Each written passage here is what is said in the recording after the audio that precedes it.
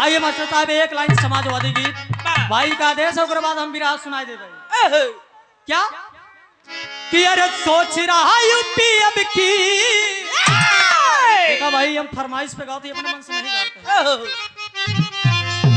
अरे मांग रहा यूपी अब की अरे परिणाम बदलने वाला है अरे परिणाम बदलने वाला है भाई साहब गौर फरमाएंगे आपके लिए मैं गा रहा हूँ।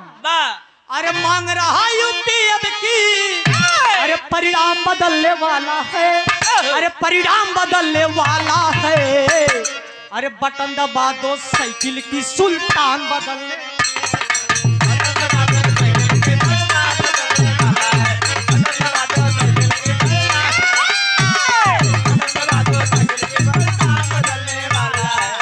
कि अरे बटन दबा दो साइकिल की सुल्तान बदलने वाला है। भाव समझ भैया आइजा गुरु जी बिरहा वाली लाइन दे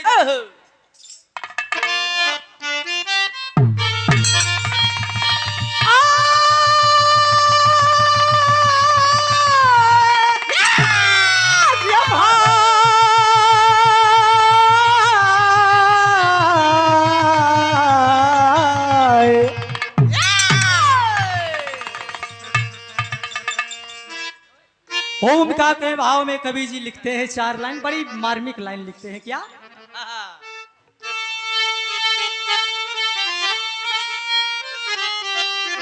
तो घूमते एक दिन देखा नारद मुने जाके मथुरा सुनो रुक्मणी से कहा पूजा करती कन्हैया की निस्बिल सुना अरे तेरे दिल में कभी ख्याल आया कहा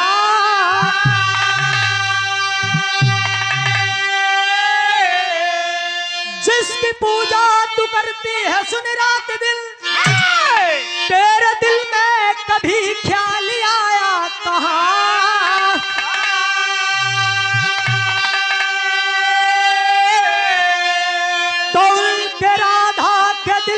बसा प्यारी है राधे राधे कन्हैया भटकता कहाँ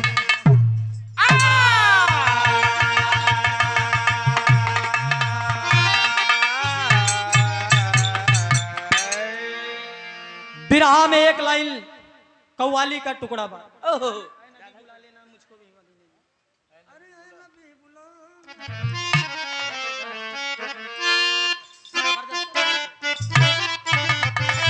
यह लाइन बा गौर करेंगे बिरहा के हिंद केसरी स्वर्गीय लाल जी लहरी महाराज जी उनका अंदाज अलग था दोस्त। मंच पे जब वो खड़ा हो जाए ना साथियों बिरहा के सम्मानित श्रोता बंधु उनका भाव अलग रहा लेकिन गौर करेंगे बिरहा सम्राट मरहूम जनाब स्वर्गीय हैदर अली जुगनू साहब की एक एक लाइनें मुझे याद है गाया करते थे। क्या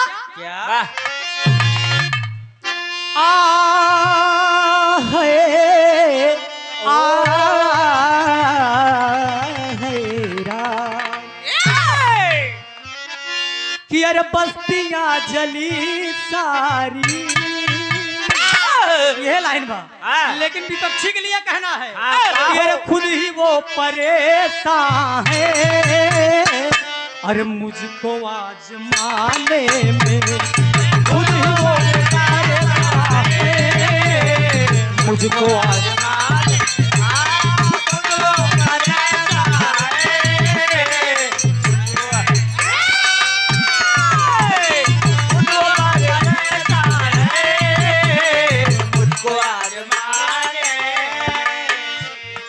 खुद ही वो परेशान है मुझको आजमाने में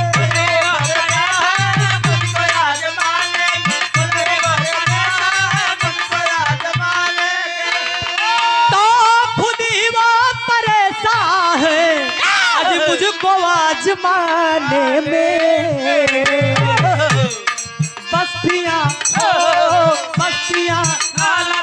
बस्तियां जली सारी अज मेरा घर जलाने में बस्तियां जली सारी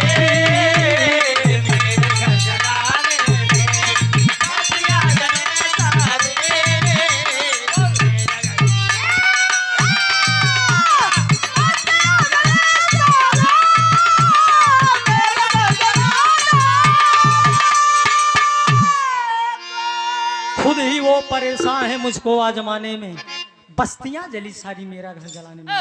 गौर करेंगे वह जमाना के आज के जमाने में फोन चली बा। पहले तो फोन की व्यवस्था नहीं रही, पहले फोन वाला काम नारद जी करते रहे। ध्यान दाओ सब, एक दिन मूड विचार पर आए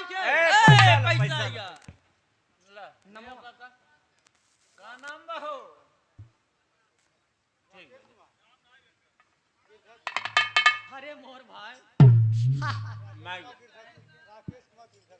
बड़का भैया हमारे श्रीमान राकेश कुमार गिरधरपुर। अच्छा अच्छा अच्छा 50 रुपया दातार सुखी रखें, दे 50 मोर भाई, 100 ठीना ला 50 दे। ध्यान आप सब, नारद जी दिमाग चला दिया कि बतावा भगवान कन्हैया जिनको तमाम लोग चाहते हैं, तमाम लोग चाहते हैं, विचार कर लिए कि भगवान कन्हैया के घर में झगड़ा लगावई का विचार कर लिए। और जब विचार कर लिए तो अपन वही सरंगी लेके चल दिए बाबूजी। लौकी के बाजार सरंगी ले भगवान कन्हैया खिया। आज देव ऋषि नारद जी पधार रहे, वही बताई ना कि कहां से कहां खून मांगत रहते तब जी जा भाई।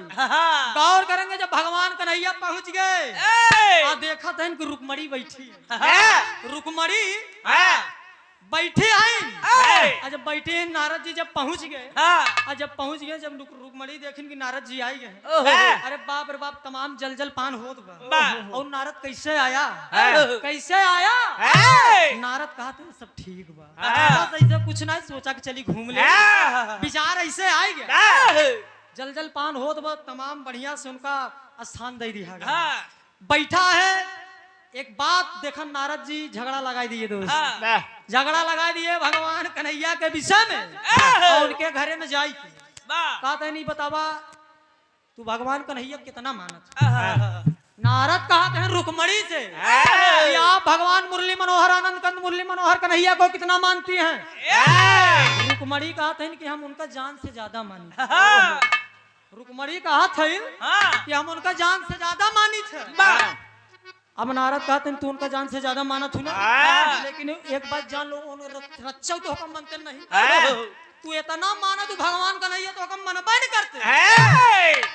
रुकमणी बड़े चक्कर में पड़ गई, बतावा जेकर हम पूजा करी, जेका हम अपने जान से ज्यादा मानी हमको मनबा नहीं करे। अरे बाप रे बाप, नारद जी झगड़ा लगाए कि चला गए। जब नारद जी झगड़ा लगाए कि चला गए, अब भगवान कन्हैया क्यारा घूम टहर के, जब घूम टहर के जब घरे में घुस गए, जब घरे में आवत हैं देखत हैं कि रुकमणी एकदम मुंह फुलाए, एकदम दोनों मुंह फुलाए, एकदम ही गाल फुला, एकदम क्रोध में। भगवान जब आई गए केवाड़ी खटखटाई दिए, जब केवाड़ी खटखटाई दिए भगवान मुरली मनोहर कन्हैया, राधा जब वही केवाड़ा खोली तो बड़े गुस्सा में, मारे क्रोध में। भगवान कन्हैया सोचते हैं यार लागत कुछ मामला गड़बड़ान का। बतावा अब तक तो मामला सवेरे तक एकदम सही रहा, इस संजा हो तो मामला कैसे हो गया? अरे बाप रे बाप, जान गए कि क्यों न क्यों मामला बंद करे। ध्यान भगवान आज मुरली मनोहर कन्हैया मनावत है रुकमणी के। एक बात जान लो मास्टर साहब, मनसेधु अगर रिसियाई जाए, मनसेधु अगर रिसियाई जाए तो मेहरारू चाहे 5 मिनट मनाई गई, अगर मेहरारू गुस्साई गई मनसेधु 2-4 दिन बीत जाए, मनवाई नहीं करी, मनवाई नहीं करी। भगवान कन्हैया मनावत है रुकमणी के, मान जा। रुकमणी कई दिन दिनकर रहा नहीं गा बाबूजी, रुकमणी कई दिन नहीं बतावा तू हमका कितना चाहत। रुकमणी कहा था कि तू हमका कितना चाहत है। भगवान कन्हैया रुकमणी के आगे कहा था रुकमणी तुम हमारी अर्धांगनी हो, तुम मेरी अर्धांगनी हो। अर्धांगनी का मतलब आधे अंग की मालकिन। हमका अगर कोनो दिक्कत बा तो का मैनेज करे करे। अरे बाप रे बाप, भगवान कन्हैया से रुकमणी कह दिन की बतावा, एक लाइन तर्ज देख मास्टर साहब, अरे बड़ा निकल आगे आए हाय, अरे बड़ा निकल आ गई तोहार गोरी का जरा, बड़ा निकल आ गई।